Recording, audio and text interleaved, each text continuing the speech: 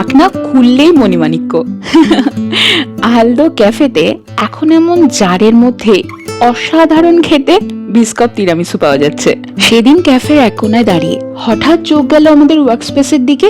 দেখি আমার দুজন পছন্দের মানুষ, দুজন প্রিয় কন্টেন্ট ক্রিয়েটার অনিন্দ আর মধুশ্রী আমাদের ক্যাফেতে এসেছে। আমি যে ওনাদের কন্টেন্ট এতটা পছন্দ করি আর ওনাদের আমাদের ক্যাফে পছন্দ হয়েছে, সেটা প্রথম আলাপেই আমরা একে অপরকে জানালাম হাসি মুখে। খুশি তো তখন হয়েছি যখন জানতে পেরেছি আন্দামান থেকে এসেছেন এই মানুষগুলো আমাদের ক্যাফেতে। আর এখানেও এক গল্প আছে।